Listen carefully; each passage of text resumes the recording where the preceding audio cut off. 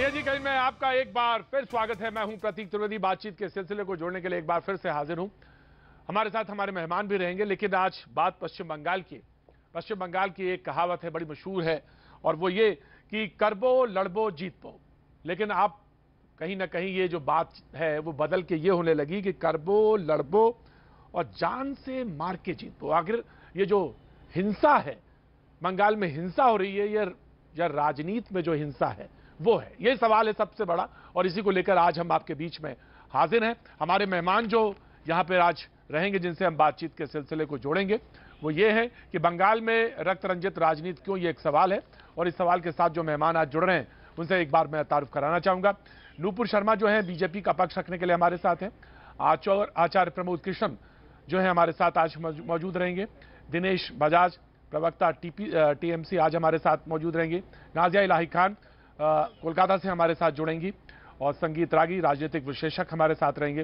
विवेक श्रीवास्तव हमारे साथ लेफ्ट का यहाँ पे रिप्रेजेंटेशन करेंगे, वो हमारे साथ रहेंगे। मेहमानों का बहुत बहुत स्वागत है। लेकिन सबसे पहले दिनेश बजाज साहब आपके पास आना चाहते हैं और ये जानना चाहते हैं, खून नहीं बहता तब तक वोट नहीं, ये कौन सी राजनीति है जो ये मैं जानना चाहता हूं बंगाल में हो रही है। दिनेश बजाज साहब।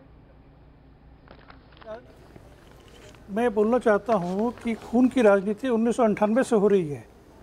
करीब करीब हमारे पार्टी के 1078 कार्यकर्ता मारे गए। उस वक्त बीजेपी या मोदी जी कहाँ थे? उस वक्त कोई आवाज़ नहीं उठाई। किंतु आज जब कुछ लोग मर रहे हैं, जो भी मरता है उसको बीजेपी का कार्यकर्ता कह दिया जाता है। तो ये इस तरह की राजनीति है। यहाँ पे कोई मौत की राजनीति नहीं होती बंगाल में हमारे। Dinesh ji very sorry. दिनेश जी बहुत बहुत बहुत दुख के साथ आप कहते हैं कुछ लोग मरते हैं। आपके पास आपकी सरकार है, एक व्यक्ति भी मरता है वो जिम्मेदार होते हैं आप, और आप कहते हैं कुछ लोग मरते हैं तो उनका बीजेपी कार्यकर्ता का नाम दे दिया जाता है। अरे भाई वो किसी परिवार का बेटा होगा, बाप होगा, पार्टी तो एक अलग की बात है। आपके पास लॉ एंड ऑर्डर है। आप परिवार कहते कोई भी मरता है, मतलब कैसे वेग सा आपने एक जवाब सा दे दिया कि अगर कोई भी मरता है तो उसको बीजेपी का नाम दे दिया जाता है। हर मरने वाले व्यक्ति के प्रति हमारी संवेदना है, किंतु कोई घटना दुर्घटना कहीं भी घटती है, लेकिन जवाब कैसा था आपका? नहीं, जवाब कैसा था बजाज साहब? जवाब कैसा था आपका? जवाब नहीं, कैसे नहीं हो सकती सरकार जिम्मेदार? तो वो सरकार कैसी है फिर? अगर मरने वाले के बाद आपकी जवाबदेही नहीं है तो वो सरकार कैसी है? दिनेश बजाज साहब, अगर आपकी जवाबदेही नहीं है तो वो कैसी सरकार? आज अगर यूपी में चाहे हाथरस लीजिए, हरियाणा लीजिए, कहाँ पे घटना नहीं घट रही है? हाँ तो पूछता ना, हाथरस पूरी मीडिया ने सवाल खड़ा किया ना, हाथरस पे पूरी मीडिया ने हाथरस पे सवाल खड़ा किया ना। नहीं, वहाँ के खड़ा किया ना, वहाँ के एमएलए ने कहा कि यहाँ पे गैंगरेप हुआ ही नहीं है। नहीं, आपका स्टेटमेंट, वहाँ के एमएलए ने कहा कि यहाँ घटना घटी ही नहीं है। बिल्कुल लापरवाही भरा, ये बिल्कुल लापरवाही भरा है आपका स्टेटमेंट कि कुछ लोग मरते हैं तो उनको बीजेपी के कार्यकर्ताओं का नाम दे दिया जाता है। अरे भाई टीएमसी का कार्यकर्ता मेरे साथ भी है, एकदम सरासर दिया जाता है, बीजेपी के कार्यकर्ता को नाम दिया जाता है। मुझे याद है, मुझे नहीं मैं आपको बताता हूं बजाज साहब आपको बताता हूं। अडवाणी साहब गृह मंत्री हुआ करते थे, ठीक है ना साहब? और दीदी जो थी रिप्रेजेंटेशन लेके आती थी, दीदी रिप्रेजेंटेशन लेके आती थी कोलकाता से और कहती थी हमारे कार्यकर्ताओं को मारा जा रहा है जी, और लेफ्ट के ऊपर इल्जाम लगाती थी। ये बात सही है या गलत? वो तो मैं तो रिपोर्टिंग नहीं, लेकिन वो टीएमसी कार्यकर्ता थे। मैं तो बोल रहा हूँ कि 1998 से 1078 कार्यकर्ता हमें मारे गए। आप इतनी लापरवाही बड़ा स्टेटमेंट देते हैं। Nupur Sharma, now you respond. Nupur Sharma. नमस्ते। सबसे पहले मैं इनको बोलना चाहूंगी, मनीष शुक्ला 5 अक्टूबर 2020 थाने के बिल्कुल सामने दिन दहाड़े में गोली मार के उनकी मौत कर दी जाती है। 15 जुलाई 2020 भाजपा कार्यकर्ता बापी घोष की हत्या। बीजेपी विधायक देवेंद्र नाथ राय की हत्या उत्तर दिनाजपुर में 13 जुलाई 2020। 7 अप्रैल 2020 पंचायत चुनाव की घोषित प्रत्याशी शकुंतला हलदार और उनकी पति की हत्या।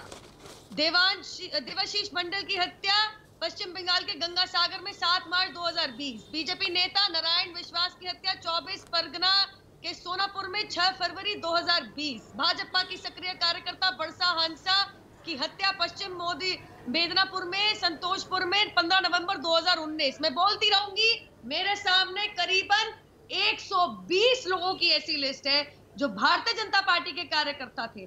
जनाब देखिए, जब पंचायत चुनाव हुए थे, सर्वोच्च न्यायालय ने, चीफ जस्टिस ऑफ इंडिया ने खुद ऑब्जर्वेशन की थी, याचिका का जो हर्ष हुआ था कि ये कैसे हो सकता है कि आप बिना ऑपोजिशन के आप सीधा अनकॉन्टेस्टेड चुनाव के अंदर तृणमूल कांग्रेस के प्रत्याशी जीतते आ रहे हैं। सारे मीडिया ने दिखाया था कि भारतीय जनता पार्टी के प्रत्याशी अपना नामांकन भरने जा रहे हैं तो तृणमूल कांग्रेस के ही होंगे, और कौन हो सकते बताइए। अगर वो ऐसे रोड साइड गुंडे थे तो कानून व्यवस्था राज्य सरकार की जवाबदेही इस पे बनती है। कौन थे वो लोग के नामांकन भरने से उनको रोका जा रहा था? ये सारे वीडियो तमाम मीडिया हाउस में चलाए गए हैं। अभी हमारे कार्यकर्ता की अभी कल की ही खबर है, जिस तरीके से मृत्यु की गई है, 6 दिन पहले इंडियन एक्सप्रेस में न्यूज आती है कि एक आपकी कार्यकर्ता, एक आपकी म्युनिसिपल कॉर्पोरेशन की एक कोई है चुनिंदा महिला, उनके पति कोविड पॉजिटिव थे, तो हमारे कार्यकर्ता ने उनके ऊपर ये आपत्ति जताई कि आप खुलेआम क्यों घूम रहे हैं, एसओपी क्यों नहीं फॉलो कर रहे, तो उनकी हत्या कर दी। मैं पूछना चाहती हूँ, अगर भारतीय जनता पार्टी से कोई नागरिक ताल्लुक रखता है तो उसकी मौत ठीक है, कोई परेशानी नहीं है, क्योंकि वो आम नागरिक नहीं है। ये सिर्फ और सिर्फ, मैं आपको दोबारा दोहरा रही हूँ, law and order state subject है। कानूनी व्यवस्था में जवाबदेही पूरी राज्य सरकार की है, हाथरस जाने की जरूरत नहीं है। मैं 150 नाम गिना सकती हूँ, अगला सवा घंटा निकल जाएगा इसके अंदर। और गुनाहों में दुलाल कुमार याद दिला दूं मैं। दिनेश बजाज साहब, now you please respond. Dinesh Bajaj साहब, लॉ एंड ऑर्डर आपकी, अगर कोई गुंडागर्दी करता है तो आप उसको बिहाइंड द बार करिए, उसको आप अंदर करिए, लेकिन आप हत्या हो रही है, लगातार हत्या हो रही है, हमारी सरकार तत्पर है। इसमें तो ये मशीनरी फेल्योर है। जहां तक मनीष शुक्ला जी के हत्याकांड की बात कर रहे हैं, उस हत्याकांड के दिन, उस दिन उनके हत्याकांड के दिन उनके 2 बॉडीगार्ड जो संग में रहते थे, पर्सनल बॉडीगार्ड, वो छुट्टी पर कैसे थे?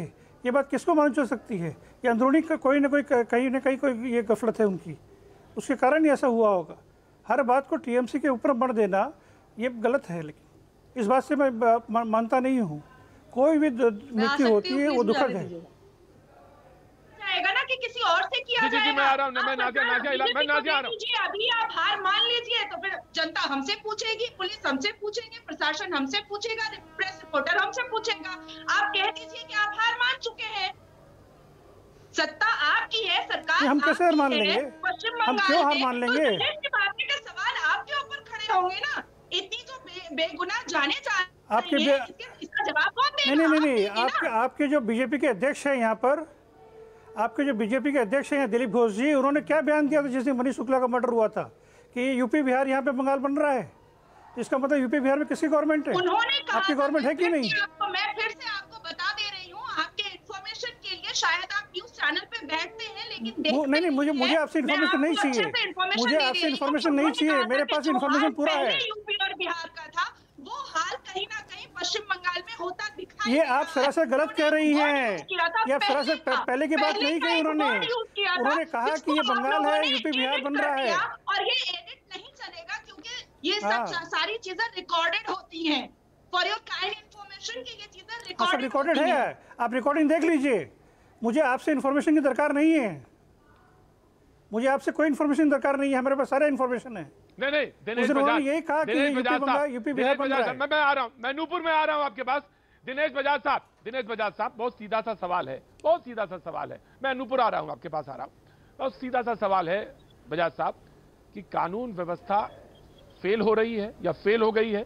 यह सवाल तो पूछा जा सकता है। आप कहते थे कुछ लोग मारे जा सकते हैं, तो वो बीजेपी के हो सकते हैं, जो आपने कहा शुरुआती स्टेटमेंट बोला, तो मैं ये मान लूं क्या कि कानून व्यवस्था फेल हो रही है या फेल हो गई? कानून व्यवस्था बिल्कुल नहीं फेल नहीं हो रही है।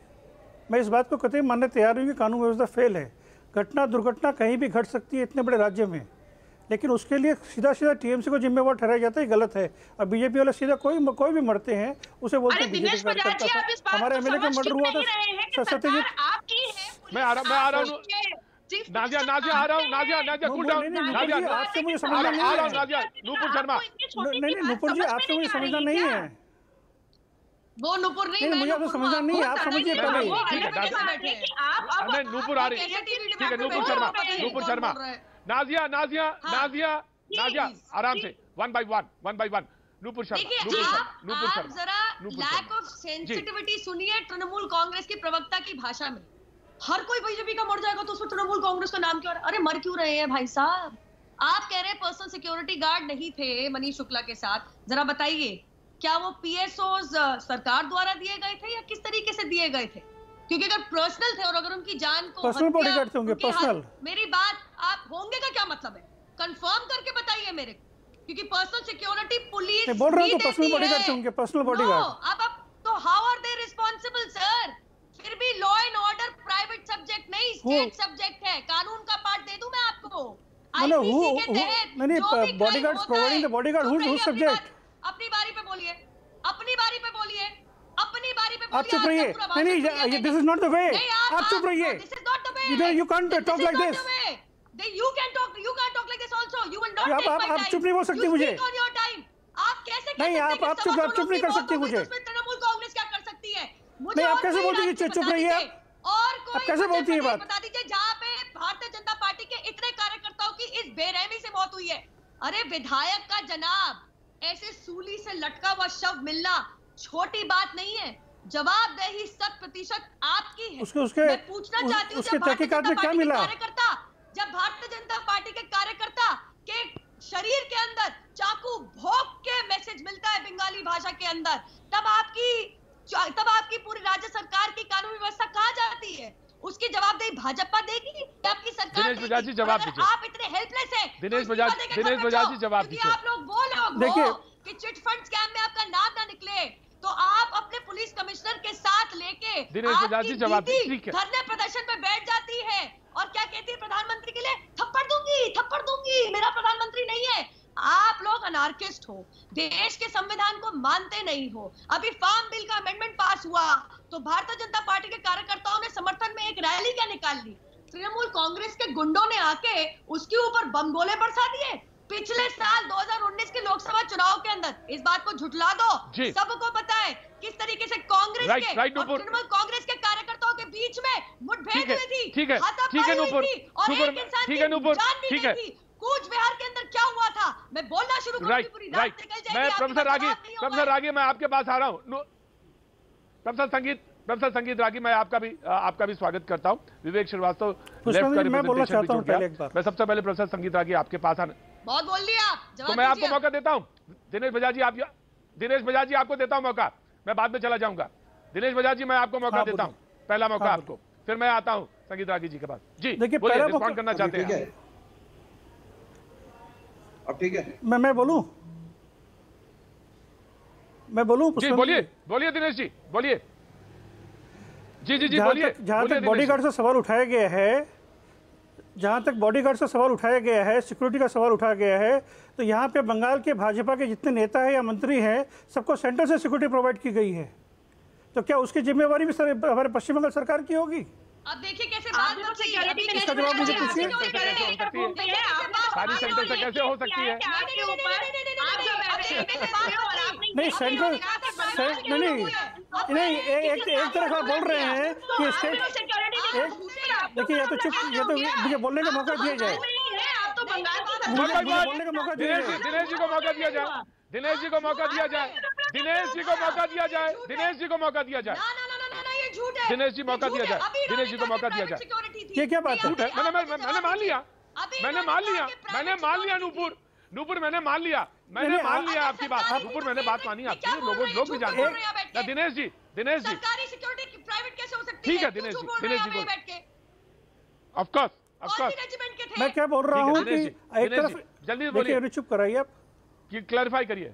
मैं बोल रहा हूँ कि एक तरफ आप बोलते हैं स्टेट की सब्जेक्ट है लॉ एंड ऑर्डर, तो दूसरी तरफ आप सेंट्रल की सिक्योरिटी प्रोवाइड करते हैं कि नहीं यहाँ पे आपके नेताओं को, मंत्रियों को? फिर स्टेट के जिम्मे क्यों नहीं छोड़ते हैं? फोर्सेस किसी के साथ, जो पैरामिलिट्री फोर्सेस के कुछ लोग हैं जिनके पास है, लेकिन ये भी है कि प्राइवेट सिक्योरिटी यहाँ के मैक्सिमम, ये भी है कि स्टेट गवर्नमेंट का इशू है, स्टेट गवर्नमेंट से भी है। ये नहीं, जब सिक्योरिटीज होती हैं, लेकिन नहीं, ज्यादातर जो हैं वो सारी की सारी सिक्योरिटी गवर्नमेंट से। सारी की दिनेश बजाज साहब, 98% लोग सेंट्रल गवर्नमेंट के तब तो ज्यादा गंभीर मसला है। डिप्यूटेड हैं।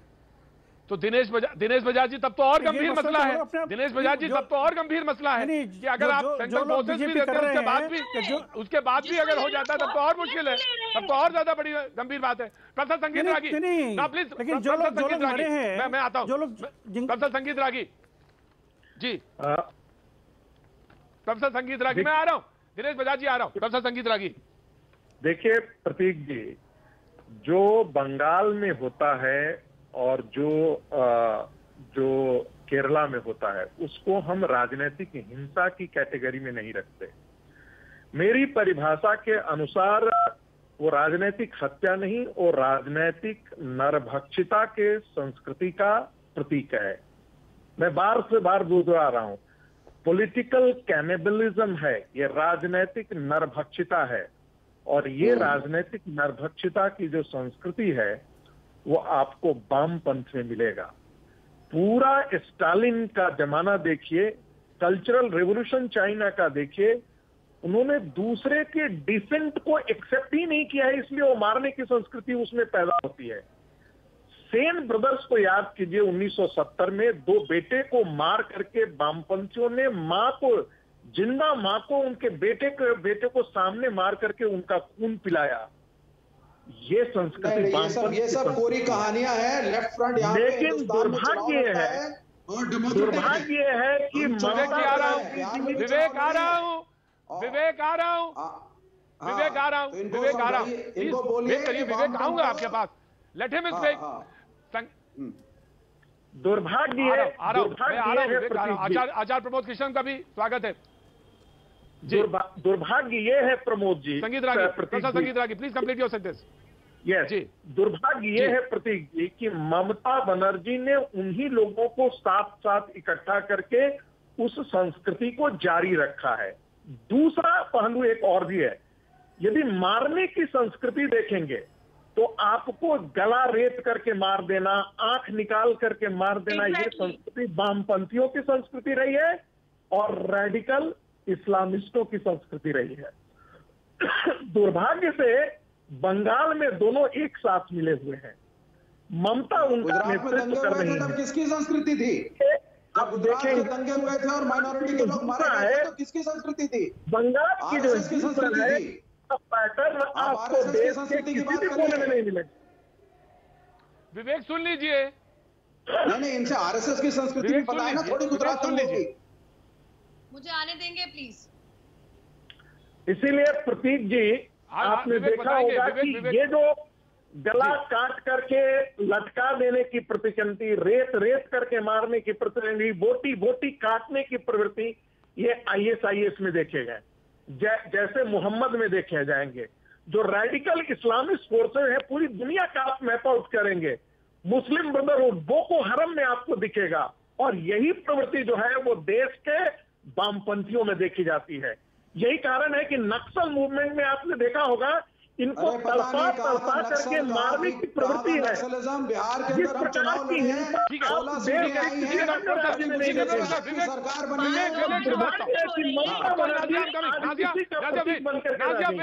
Nazia, wait.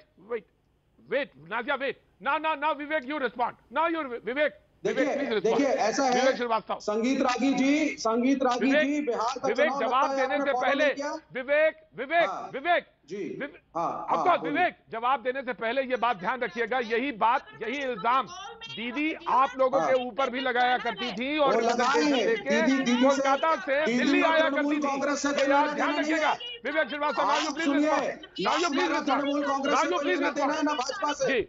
और दूसरी बात संगीत रागी जी कान खोल के सुन ले, बिहार में हम चुनाव लड़के आए हैं। बंगाल में 35 साल चुनाव लड़के थे, मणिपुर, त्रिपुरा, केरल में चुनाव लड़ते आते हैं।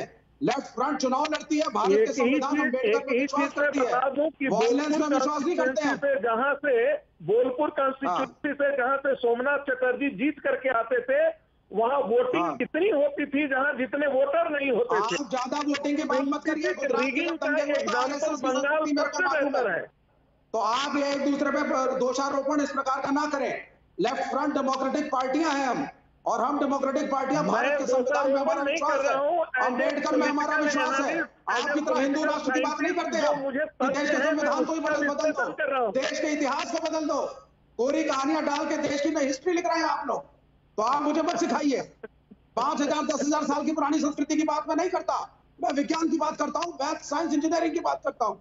यह आपको सवालों को समझ में नहीं आएगी। सर, जिस वामपंथ का आप अनुकरण करते थे, विवेक श्रीवास्तव, विवेक श्रीवास्तव, विवेक श्रीवास्तव, विवेक श्रीवास्तव, प्रोफेसर विवेक श्रीवास्तव, विवेक श्रीवास्तव, विवेक श्रीवास्तव, ये 1 to 1 नहीं है। विवेक श्रीवास्तव, आचार्य जी मैं आ रहा हूँ, आचार्य जी मैं आ रहा हूँ। डिबेट में आपसे खोलना चाहता था लेकिन थोड़ा लेट आ पाए। आचार्य जी मैं आ रहा हूँ आपके पास। विवेक श्रीवास्तव, मेरा सवाल सीधा सा है, मैं ये जानना चाहता हूँ कि बंगाल में हिंसा हो रही है या ये जो राजनीतिक हिंसा चल रही है, इसका पीछे तथ्य क्या है? क्योंकि ये इल्जाम तो आपके ऊपर भी लगते रहे हैं जब आपकी सरकार थी। तो मैं जानना चाहता हूँ बंगाल की जो मौजूदा राजनीति है उस पर मैं जानना चाहता हूँ, इतिहास में नहीं। मुझे मौजूदा राजनीति से बताइए। Nazia, I am coming. Nazia, you just wait. जी विवेक श्रीवास्तव। मौजूदा राजनीति के अंदर भारतीय जनता पार्टी सांप्रदायिकता को फैलाना चाहती है बंगाल के अंदर, जिससे हिंदू पोलराइज हो और चुनाव में इनको फायदा मिले, और Trinamool Congress law and order को संभालने में नाकामयाब हुई है। तो यह जय श्री राम का नारा लगा करके राम के नाम को बेचने की कोशिश कर रहे हैं। राम साधना का प्रतीक है, प्रेम का प्रतीक है, लेकिन बीजेपी के लिए वो सिर्फ वोट बटोरने की मशीन है। तो जय श्री राम का नारा लगवाएंगे, अल्लाह अकबर का नारा लगवाएंगे, नारा तकबीर का, और उसके बाद जो सांप्रदायिक ध्रुवीकरण होगा, भारतीय जनता पार्टी उस पर रोटियां सेकना चाहती है। लेफ्ट फ्रंट की सरकार में कभी भी कम्युनल राइट नहीं है। मैं आपसे कमेंट चाहता हूं। विवेक ठीक है, विवेक मैं एक आपसे कमेंट जानना चाहता हूं। वहां पे जावेद खान है, मंत्री हैं, समुदाय के मंत्री हैं, उन्होंने एक मंदिर बनवाया है, काली मां का मंदिर बनवाया है, और उसमें तमाम सारी भीड़ हो रही है, दर्शन करने जा रहे हैं लोग। तो ये कह रहे हैं कि आप भी पोलराइज ही कर रहे हैं, आप भी मुस्लिम वोट को लेने के लिए आप तमाम सारे खेल कर रहे हैं। तो ये सही है या गलत है? मैं ये जानना चाहता हूं, इस पर कमेंट करना चाहता हूं, उसके बाद आचार्य जी आपके पास आना चाहता हूं। मुझे बताइए, ये बहुत अच्छा उदाहरण है। अगर ये बहुत अच्छा उदाहरण है तो फिर मैं इसको नतमस्तक हूं इसके ऊपर, लेकिन अगर ये पोलराइजेशन है तो मुझे इसके ऊपर इसका जवाब चाहिए। मुझे भी आप सुन लीजिए, साफ साफ जवाब, साफ स्पष्ट शब्दों में 2 टूक पर। पहली चीज, धर्म एक अफीम है और मार्क्स ने कहा है कि धर्म का युद्ध राजनीति में नहीं होना चाहिए, पहली बात। दूसरी बात, भारत एक धर्म प्रधान देश है और यहाँ पे लोग बाय नेचर बहुत धार्मिक हैं, इसलिए हमारा कॉन्स्टिट्यूशन ये कहता है कि प्रेम के साथ अगर एक दूसरे के धर्म में आप सम्मिलित हो रहे हैं उसमें कोई बुराई नहीं है। लेकिन धर्म को राजनीति से दूर करना और धर्म के नाम पे वोट मांगना और धर्म के कारण बीजेपी पे आप क्यों इल्जाम लगाते हैं? ये गलत है। फिर आप बीजेपी पे क्यों इल्जाम लगाते हैं? बीजेपी पे आप इल्जाम लगाते हैं। मैं आचार्य प्रमोद कृष्णम, बीजेपी सांप्रदायिक पार्टी है, दंगा करवाती है, मैं आ गया, माइनॉरिटीज के खिलाफ है, इसलिए बोलते हैं बीजेपी के खिलाफ। 1992 ठीक है, नूपुर जवाब देंगी, नूपुर ये जवाब देंगी कि ये सांप्रदायिक पार्टी है, बीजेपी सांप्रदायिक पार्टी है, दंगे कराती है। इसका जवाब तो नूपुर देंगी, नूपुर शर्मा देंगी कि सांप्रदायिक पार्टी है, दंगे कराती है। ऑफकोर्स प्रोफेसर संगीत रागी मैं आ रहा हूं, प्रोफेसर रागी मैं आ रहा हूं। प्रोफेसर आचार्य प्रमोद कृष्ण को इंट्रोड्यूस कर लेते हैं। जी जी ऑफकोर्स आचार्य प्रमोद को ले लेता हूं, फिर उसके बाद आचार्य प्रमोद जी आ गए, जुड़ गए हैं 7 मिनट से। नहीं of course Nupur you have to wait, 7 minute हो गए उनको आए हुए, मैं उनसे बात कर लेता हूं। आचार्य प्रमोद कृष्ण साहब, बंगाल पे आज बात हो रही है, हिंसा की बात हो रही है, हिंसा किसी भी तरह की हो, आप आध्यात्मिक पुरुष हैं, मैं ये जानना चाहता हूं कि जो कुछ हो रहा बंगाल में उसकी भर्त्सना होनी चाहिए या नहीं होनी चाहिए? हत्याएं हो रही हैं, उस पर भर्त्सना होनी चाहिए, लॉ एंड ऑर्डर का विषय है, उसको कंडेम किया जाना चाहिए कि नहीं किया जाना चाहिए? आचार्य प्रमोद कृष्ण।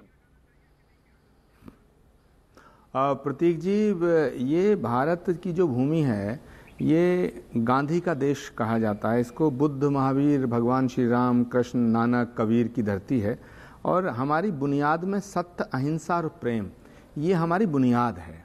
जो भी व्यक्ति या कोई पॉलिटिकल पार्टी या कोई नेता या कोई भी सिद्धांत या कोई भी मूवमेंट यदि सत्य, अहिंसा और प्रेम के खिलाफ जाता है, मैं उसकी भर्त्सना करता हूं, उसको कंडेम करता हूं। दूसरी बात, मैं आपसे बड़े साफ लफ्ज़ों में कहना चाहता हूं कि भारतीय जनता पार्टी एक सेकुलर पार्टी है या एक कम्युनल पार्टी है, ये हम अगर कहते हैं तो मुझे लगता है मैं इससे विवेक जी की बात से सहमत नहीं हूं, क्योंकि जिस पार्टी को देश की जनता ने चुना उसको हम सांप्रदायिक पार्टी कब तक कहते रहेंगे? दूसरी बात, हो सकता है हमारे विरोधी हों, लेकिन हमें अतीत की बातों को ध्यान में रख करके भविष्य खराब नहीं करना है। तो बंगाल के अंदर अगर ममता दीदी की सरकार है तो जाहिर सी बात है कि वो अपना आचार्य जी पॉलिटिकल लाइन आपने करेक्ट कर दी। आचार्य जी पॉलिटिकल लाइन आपने करेक्ट कर दी, बिल्कुल बिल्कुल करेक्ट कर दी पॉलिटिकल लाइन। जी आगे बोलिए बोलिए। पॉलिटिकल लाइन आपने करेक्ट कर दी है। मैं विवेक आ रहा हूँ। विवेक आप रहिए वहीं पे, विवेक आप वहीं रहिए, विवेक आप वहीं रहिए। आचार्य प्रमोद कृष्ण ने जो लाइन पकड़ी है वो करेक्ट लाइन है। आचार्य प्रमोद कृष्ण मैं आ रहा हूं जी, दूसरा मैं आ रहा हूं विवेक। प्रतीक जी, आचार्य प्रमोद कृष्ण।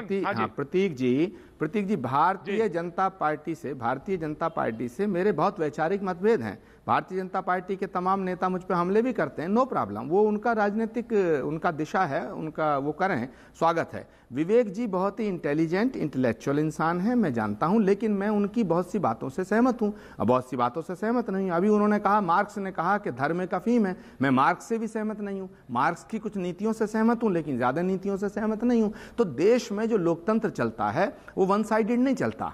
जब बंगाल के अंदर लेफ्ट की पॉलिटिक्स चलती थी तो ममता जी जिस बात को लेकर के चिल्लाती थी, जिस अत्याचार के खिलाफ उन्होंने बिगुल फूंका था, अगर ममता बनर्जी भी उस दिशा में जा रही हैं तो ये तो ठीक नहीं है, ये तो लोकतंत्र के लिए ठीक नहीं है। हत्या करना, वध करना और पॉलिटिकल माइलेज लेने के लिए, चाहे वो भारतीय जनता पार्टी करे, चाहे वो ममता बनर्जी की पार्टी करे, चाहे वो लेफ्ट करे, चाहे वो राइट करे, चाहे वो कांग्रेस करे, समाजवादी करे या कोई भी पार्टी करे, राजनीतिक सत्ता हथियाने के लिए अगर हत्या की जाती है, मैं उसका घोर विरोधी हूं, मैं उसकी भर्त्सना करता हूं।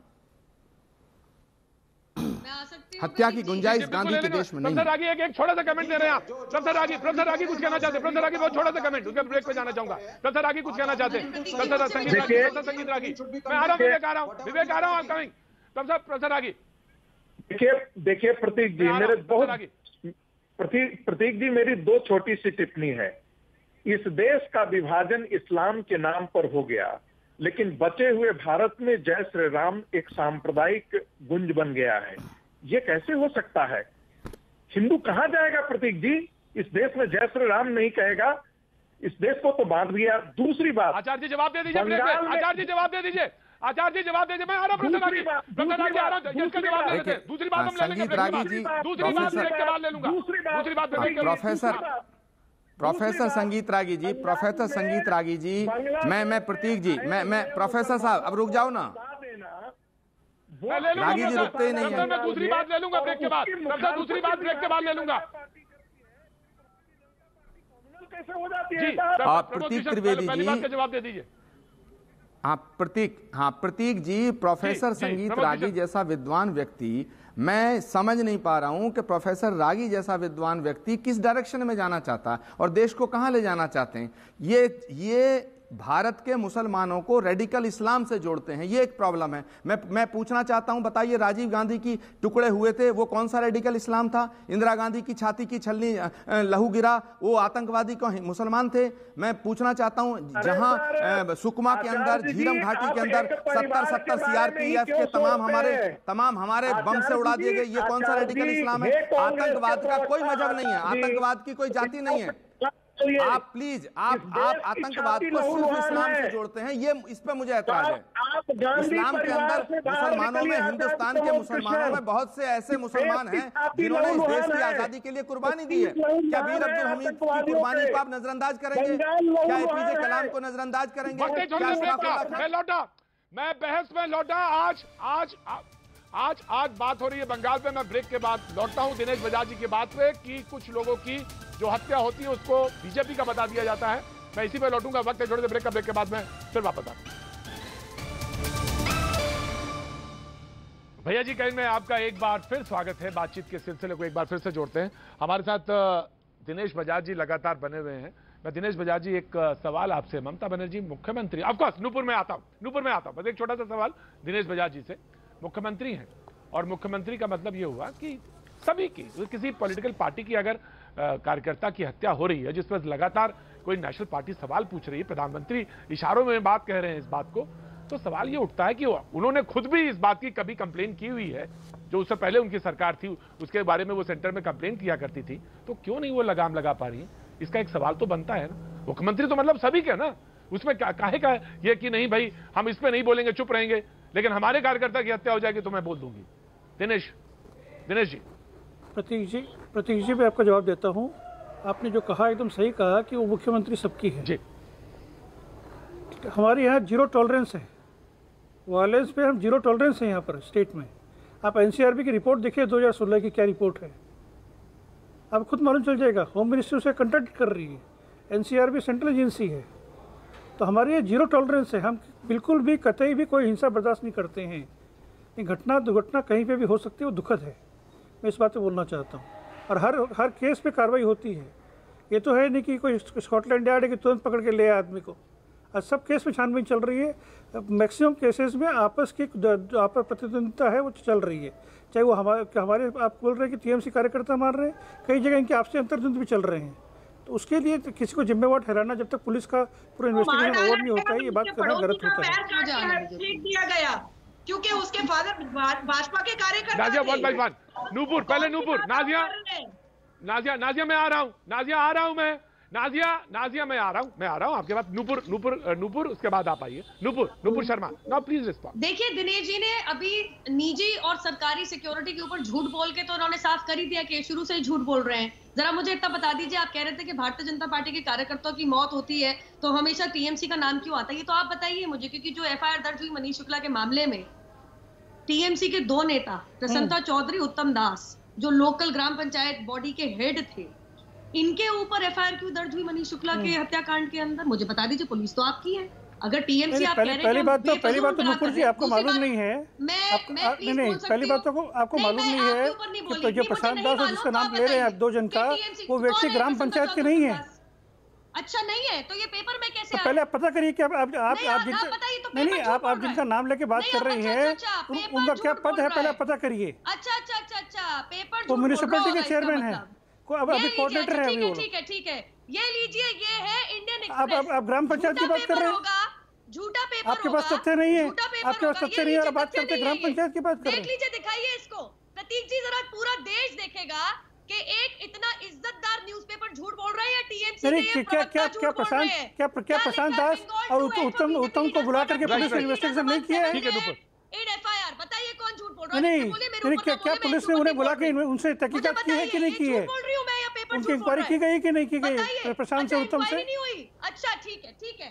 ये अक्टूबर 7, 2020 की आपने उनको बाइज्जत बरी कर दिया होगा क्योंकि सरकार ही आपकी, आपका काम ही है।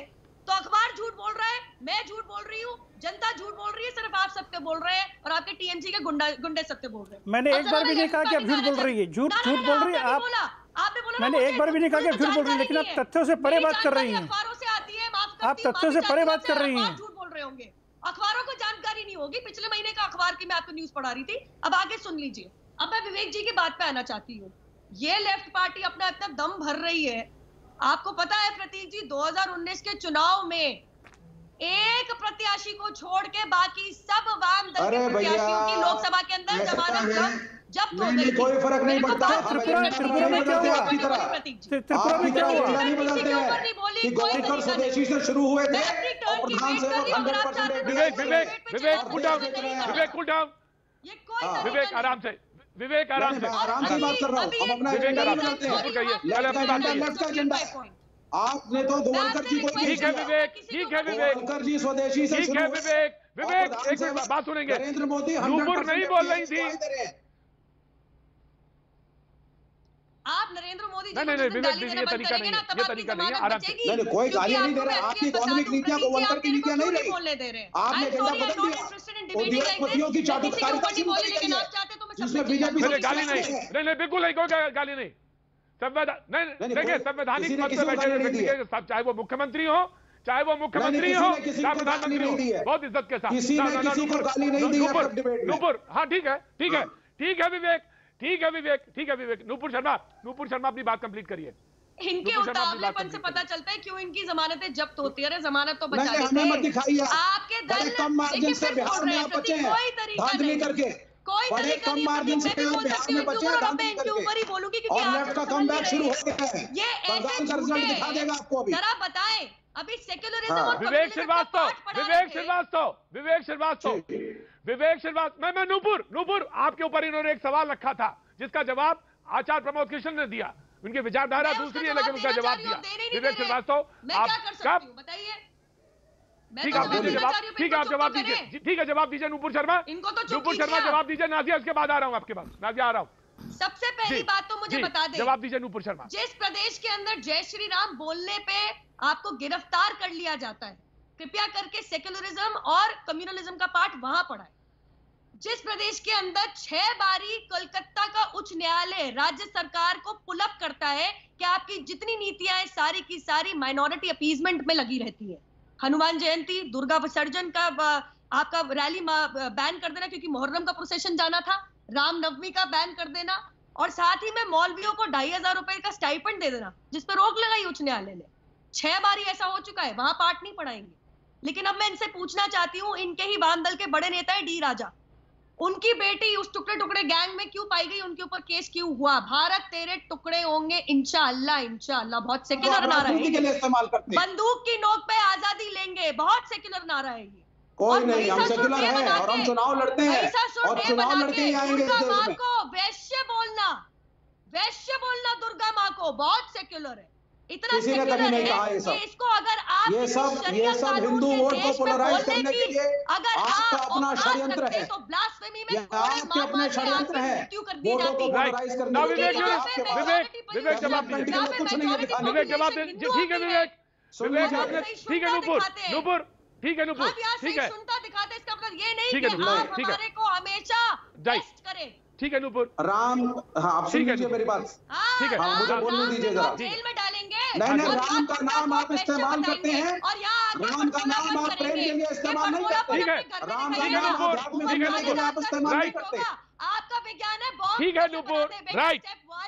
विवेक श्रीवास्तव जवाब दीजिए। विवेक श्रीवास्तव, देखिए, राम का नाम अध्यात्म और शांति और प्रेम का नाम है।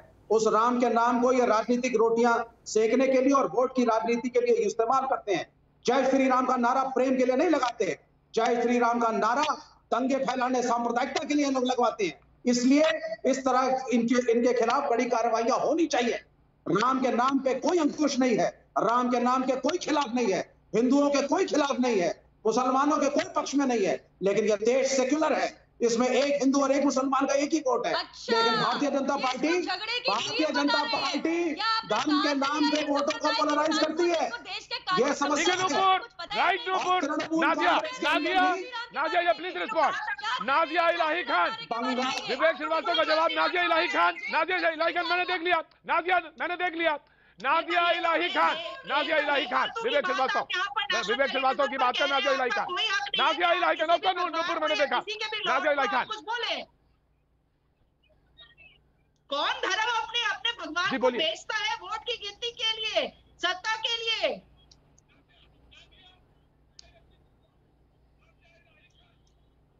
आप मुझे एक बात बताएं ना कि बात यहाँ पर ऑर्डर इन लॉ की हो रही है, यहाँ पर भगवान आ कहाँ से जा रहे हैं? और कौन सा ऐसा धर्म है जो अपने भगवान को बेचता होगा सत्ता के लिए या कुर्सी के लिए? लेकिन देश की जनता समझदार है और देश के लोग एकजुट रहेंगे। आप ये बात कह रहे हैं, बंगाल में गर्भवती महिलाओं का बलात्कार हो रहा है, बंगाल में किसी ने भैया ऐसा है, आप बंगाल ज्यादा मत करिए, थोड़ा बहुत उत्तर प्रदेश बिहार को भी देख लीजिए। बिहार में बड़ी मुश्किल से सरकार बचा पाए हो और उत्तर प्रदेश में जाओगे। डराया जाता है भाजपा के कार्यकर्ताओं के ऊपर। अरे भाजपा के कार्यकर्ताओं को कोई नहीं डराता है। मैं तृणमूल कांग्रेस के फेवर में नहीं हूँ। तृणमूल कांग्रेस की जिम्मेदारी है लॉ एंड ऑर्डर को संभालना, तो तृणमूल कांग्रेस गलत है अगर पॉलिटिकल किलिंग्स हो रही है। लेकिन भारतीय जनता पार्टी इन पॉलिटिकल किलिंग्स को जानबूझ करके फैसिलिटेट करवाती है, क्योंकि इससे इनका एजेंडा आगे बढ़ता है। नाम बेचेगा अपनी सत्ता के लिए, अपनी कुर्सी के लिए। संगीत रागी, तो मुझे आपसे पूछना है और संगीत रागी, विवेक संगीत रागी, संगीत रागी जी। प्रोफेसर मैं आचार्य जी आ रहा हूँ। संगीत रागी, ठीक है Nazia, right Nazia. Nupur cool down. Professor, अभी विवेक कह रहे थे कि आप थोड़ा सा उत्तर प्रदेश में भी देख लीजिए, क्योंकि आपको चुनाव होने वाले हैं, वहां पे चुनाव होने वाले हैं बंगाल में, इसलिए आप उसको ज्यादा पॉलिटिसाइज कर रहे हैं, उस पे सारा दिमाग लगा रहे हैं। और वो इशारों में कहीं बात आ गई है और अब चुनाव होने तो सारा कॉन्सेंट्रेशन बंगाल पे है, इसलिए आप उसको पॉलिटिसाइज कर रहे हैं। यही बात दिनेश बजाज साहब भी कह रहे थे और यही बात विवेक श्रीवास्तव भी कह रहे हैं। हालांकि दोनों लोग अलग अलग खेमे में, लेकिन ये बात बार बार कही जा रही है। बोले कह रहे हैं कि दोनों खेमे में हो रही है, ऐसा नहीं है कि बीजेपी के कार्यकर्ता मारे जा रहे हैं। जो हुई कल की घटना है जिसमें दोनों तरफ एक अगर बीजेपी के कार्यकर्ता की मौत हुई है तो एक टीएमसी के भी कार्यकर्ता की मौत हुई है, तो दोनों तरफ हुई है। लेकिन पॉलिटिसाइज किया जा रहा है इस बात को लेकर बार बार, क्योंकि चुनाव होने हैं बंगाल में। संगीत रागी, देखिए प्रतीक जी, कोई भी राजनीतिक व्यवस्था हो, भारतीय जनता पार्टी की जहां पर सरकारें हैं वहां भी राजनीतिक हिंसा होती है, जहां हत्याएं भी होती हैं, कार्यकर्ताओं के बीच में झड़प भी होती हैं, लेकिन ये राजनीतिक कार्यकर्ताओं की हत्या की संस्कृति एक पैटर्न बन जाना, ये वामपंथ की देन है इस भारत की राजनीति में। देखिए, वामपंथ और रेडिकल इस्लाम दोनों लोकतंत्र के विरोधी हैं, दोनों लोकतंत्र नहीं चाहते हैं। वामपंथ में लोकतंत्र की कोई गुंजाइश नहीं, इसलिए उनको कहा गया है they are the enemies of open society. और जहां जहां इस्लाम है प्रिडोमिनेंटली, बारिंग फ्यू एग्जांपल्स, वहां भी लोकतंत्र नहीं है, क्योंकि लोकतंत्र का मतलब है साहचर्य, समन्वय, साथ साथ रहने की कला। एक तरफ आप कहते हैं हिंदू तो सेकुलर हो जाएगा, हिंदू 70 साल से सेकुलरिज्म का ही राग अलाप रहा है, लेकिन जो इस्लाम धर्म के मानने वाले हैं, सेकुलरिज्म उनकी सहूलियत के लिए सेकुलरिज्म है। ऐसा क्यों है कि जहां इस्लाम प्रिडोमिनेंट है वहां सेकुलरिज्म है ही नहीं? ऐसा क्यों है जहां पर इस्लाम प्रिडोमिनेंट है वहां पर एक थियोक्रेटिक स्टेट है? आचार्य प्रमोद कृष्णम, ये इस देश की आपने सवाल रखा, आपने सवाल रखा और आपने जो सवाल रखा जिस ऊंचाई पे बात करता है, ऑफकोर्स प्रोफेसर को मानने वाले के लिए ऑफकोर्स प्रोफेसर आपने इस्लाम सब कुछ है, उसका सिर्फ और कुछ नहीं है।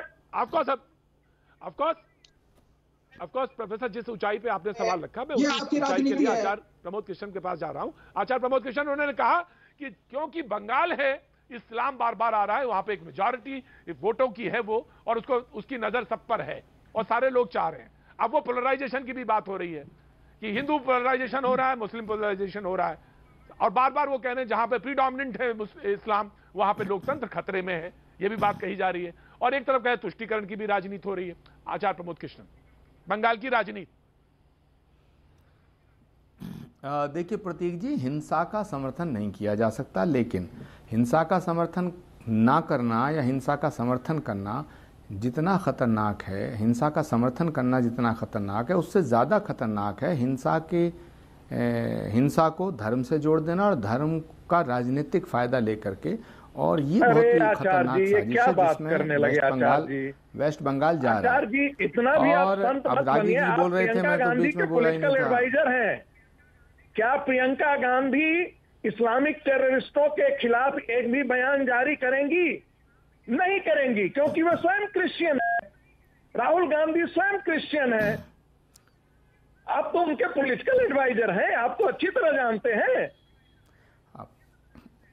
प्रतीक जी, मेरे हितों की रक्षा कीजिएगा। जब ये बोलते हैं तो मैं नहीं बोलता हूं, जब मैं बोल रहा हूं तो ये बीच में ना बोले। मैं इनके सवालों का जवाब दूंगा। प्रतीक जी, मैं अपनी बात को पूरा कर रहा हूं। अभी संगीत रागी जी ने एक और नया विषय उठा दिया। मैं संगीत रागी जी से पूछना चाहता हूं, बड़े भारी आप संघ के विचारक हैं और प्रोफेसर हैं, इंटेलेक्चुअल इंसान हैं, पढ़े लिखे हैं, वोकल हैं, जरा ये बताइए, आज इंदिरा गांधी जी की जयंती है। इंदिरा गांधी जी की जो हत्या हुई, क्या वो आतंकवादियों ने नहीं की? राजीव गांधी के टुकड़े आतंकवादियों ने नहीं किए? तो जिस परिवार को आतंकवाद से इतने गहरे जख्म मिले हों, वो परिवार आतंकवाद का समर्थन कर सकता है क्या? गांधी परिवार से बाहर पहले मेरी बात सुनिए, पहले मेरी, इस देश का एक ही बंगाल की धरती रेडिकल इस्लामिस्टों से छत विछत है, उसके बारे में बात कीजिए। अरे भाई, गांधी परिवार के दायरे से जरा बाहर निकलिए, मध्ययुगीन चारण परंपरा से बाहर निकले। आचार्य जी, मैं आपको प्रणाम करता हूं। जरा देश के बारे में सोचिए। आचार्य जी जवाब देंगे। आचार्य जी नहीं, बिल्कुल नहीं। आचार्य जी, ये कैसे हो सकता है कि सारे मुसलमान आतंकवादी? ये हो ही नहीं सकता। ये सवाल ही अपने आप में बड़ा बेतुका है। मैं आपके पास आता हूं वक्त एक छोटे से ब्रेक का। ब्रेक के बाद आचार्य प्रमोद कृष्ण जवाब देंगे। वक्त एक छोटे से ब्रेक का। भैया जी कहीं मैं आपका एक बार फिर स्वागत है। बातचीत के सिलसिले को एक बार फिर जोड़ेंगे। जब मैं ब्रेक पे गया तो आचार्य प्रमोद कृष्ण जवाब दे रहे थे, मैं उनके पास सीधे बगैर वक्त गवाए मैं उनके पास सीधे जाना चाहूंगा क्योंकि उनका जवाब अधूरा रह गया था। कुछ बात थी जो वो कहना चाह रहे। आचार्य प्रमोद कृष्ण संगीत रागी जी का सवाल पे कुछ जवाब दे रहे थे। अब प्रतीक जी, मैं प्रोफेसर रागी से ये कहना चाहता हूं कि प्रियंका गांधी का परिवार शहीदों का परिवार है। प्रियंका गांधी की दादी इस देश के लिए शहीद हुई, प्रियंका गांधी के पिता इस देश के लिए शहीद हुए। क्या आपकी पार्टी का कोई नेता शहीद हुआ है? दूसरी बात, जो परिवार आतंकवाद का इतना बड़ा जख्म झेल चुका हो, क्या वो परिवार किसी आतंकवादी संगठन के साथ खड़ा हो सकता है? क्या बातें कर रहे हैं आप? और क्या आप कहना चाहते हैं इस देश का हर मुसलमान आतंकवादी है? What do you mean? You want to say every Muslim is terrorist? Every Muslim is terrorist? Is every Muslim terrorist? Rahul Gandhi कब से क्या इस देश का हर मुसलमान आतंकवादी है? बिल्कुल क्या इस देश का हर मुसलमान आतंकवादी है? किसी ने नहीं ऐसा कहा। तो आप कहना क्या चाहते हैं? नहीं ऐसा आप हर बात को मुसलमान हिंदू करके इस देश को कहां ले जाना चाहते हैं? रेडिकल इस्लाम बोला है मैंने, इस्लाम नहीं बोला है, रेडिकल इस्लाम बोला है। और मेरे प्रश्न का पूरे आपने देश जवाब के नहीं अंदर दिया। वेस्ट बंगाल के अंदर, पश्चिम बंगाल में अकेली ममता बनर्जी है जो ब्राह्मण कन्या है, अकेला मुख्यमंत्री देश में ब्राह्मण है। उसके खिलाफ क्यों आप षड्यंत्र करते हैं, साजिश करते हैं? राजनीति अपनी जगह है। मैं हत्या का समर्थन नहीं करता, वायलेंस का समर्थन नहीं करता। आचार्य जी आप इधर क्यों ले जाना चाहते हैं? आचार्य जी आप क्यों ले जाना चाहते हैं? ममता बनर्जी को हिंदू विरोधी घोषित करना चाहते हैं? आचार्य जी, ममता बनर्जी द ओनली ब्राह्मण chief minister in this country. चाहता था पंडित जी।